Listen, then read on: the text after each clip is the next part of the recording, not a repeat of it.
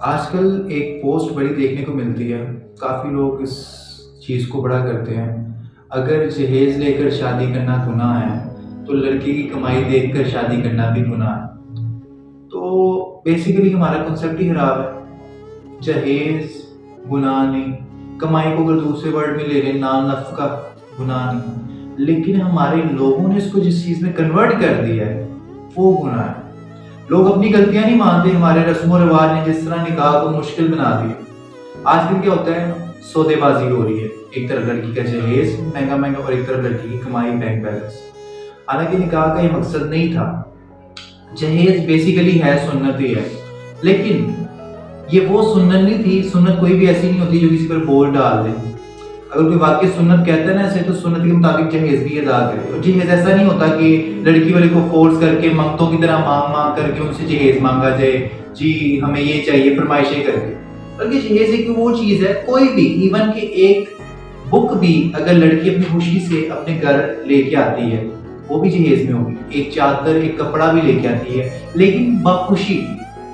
اگر آج دیکھیں، اگر باخوشی جہیز دینے کی اجازت ہوتی، نہ لڑکوں میں لالچ ہوتی نہ لڑکے والوں میں، تو آج جہیز کا لفظ جس کو ہم لعنت کہتے ہیں، جس طرح کہتے ہیں نا پیسہ اچھائی بھی کر سکتا ہے، اس سے اچھے کام بھی ہو سکتے ہیں، برے کام بھی ہو سکتے ہیں۔ تو پیسہ برا نہیں ہے، استعمال کرنے والا برا ہے۔ تو جہیز بری چیز نہیں ہے، اس کو لوگوں نے غلط بنایا۔ جن لوگوں نے غلط بنایا اس پر لعنت ہونی چاہیے، نہ کہ جہیز پر۔ اور دوسری طرف آ جائیں کمائی، جسے نان نفقہ کہتے ہیں۔ ظاہری بات ہے، اسلام نے اس چیز کا خیال رکھا کہ مرد جب تک نان نفقے میں آتا کیا، سن لیں، رہائش، روٹی، کپڑا اور مطلب وہی مکان۔ لیکن آج کیا ہوتا ہے، ہمارے ادھر ایکسپیکٹیشن کیا ہائی ہیں، یہ سارا کچھ بندہ پورا کر رہا ہوتا ہے، لیکن جان بوجھ کر شادی کو ڈیلے کرنا اور ڈرامے بازیاں کرنا ہوتا ہے کہ وہ نان نفقے کی آڑ میں، جس طرح میں کہتا ہوں نا کہ چیز صحیح ہے لیکن اس کو استعمال کرنے والوں نے غلط استعمال کیا۔ آج اگر بات کریں نا میجورٹی مردوں کی، اس کے قابل ہے کہ وہ نان نفقہ پورا کر سکے، لیکن ہوتا پتہ کیا ہے، یہاں پہ نان نفقہ نہیں ہوتا۔ اصل میں ہمارے ادھر لالچ دونوں طرف اتنی بڑھ چکی ہے، لڑکے والوں کی طرف وہ جہیز کی آڑ میں، جہیز کے نام پہ پتہ نہیں کیا کچھ لے لیتے ہیں، اور دوسری طرف لڑکے کے نان نفقے کے چکر میں، وہ کمائی دیکھنے کے چکر میں پتہ نہیں کیا کیا اس سے ایکسپیکٹیشن لگا لیتے۔ تو آج کل کیا ہوتی ہے، ایکسپیکٹیشن ہوتی ہے لڑکا لاکھ روپیہ کماتا ہو، اے سی لگا ہو اس کے گھر، یہ سب کچھ ہو، اس طرح کی آسائشیں۔ مجھے بتائیں کیا نکاح کے اندر یہ شرائط تھیں؟ کیا اس وقت شرائط تھیں؟ ٹھیک ہے جی، آپ کہتے ہیں ضروریات ہیں، تو ضروریات کہتے ہیں نا، چادر دیکھ کر پاؤں پھیلانے چاہیے۔ تو دیکھ کر بندے کو اس کے مطابق اپنی خواہشات کو رکھنا چاہیے۔ ہم ہوتا کیا ہے، ہم جو ہمارا باپ 60 سال کی عمر میں ہمیں فیسلٹیز دے رہا ہوتا ہے، ہم وہ چاہتے ہیں 25 سالہ نوجوان ہمیں جیسے شادی ہو وہ فوراً ہمیں اس طرح کی فیسلٹیز دینا شروع کر دے۔ تو یہ ناانصافی اور دوہرا معیار آج ہمارے معاشرے میں ہے۔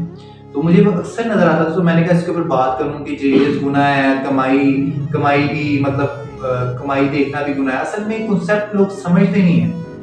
اصل کنسیپٹ ہے کیا؟ اصل میں لوگ غلط ہیں، لوگ منافق ہیں، ہمارے بڑے منافق ہیں، ہمارے رسم و رواج بنانے والے منافق ہیں۔ چیزیں غلط نہیں ہیں، اگر دیکھا جائے مطلقاً جہیز غلط نہیں ہے، مطلقاً کمائی غلط نہیں ہے، لیکن آپ کس وے آف سینس میں لے رہے ہو انہیں، یہ آپ کی سوچ بتاتی ہے کہ آپ کتنے نیگیٹو ہیں اور آپ کی سوچ کیا ہے۔ تو یہی بات ہے، اللہ تعالیٰ سے دعا ہے کہ آج کل کے لوگوں کو ہدایت ہے اور وہ نکاح کو آسان کرے۔ یہی وجہ اگر آپ دیکھیں 6 لاکھ کا نکاح ہوگا، جب اتنی ساری فیسلٹیز کر کے سارا کچھ کر کے ادھار لے کے جہیز یوز پورا کر کے، تو لوگ کدھر جائیں گے؟ زنا کی طرف جائیں گے۔ تو ہمیں چاہیے، ہمارے بڑوں سے ریکویسٹ ہے، اپنی ذاتیات، اپنی وہ کیا کہتے ہیں قومیت اور اس طرح کی چیزوں کو نہ لے کے آئے کریں بیچ میں۔ انسان ہے، ہم سارے مٹی سے بنے ہیں، اس چیز کو ختم کریں، اپنے سمجھدار ہونے کا مظاہرہ کریں کہ واقعی بڑا بن کے دکھائیں۔ اپنی ضدوں کو، اپنی اناؤں کو لا کر بچوں کی زندگیاں تباہ کر دینا اور بچوں کے ذہن عجیب و غریب بنا دینا، تو اس چیز سے بچیں اور نکاح کو عام کریں اور زنا سے اپنی آنے والی نسل کو بچائیں۔ شکریہ۔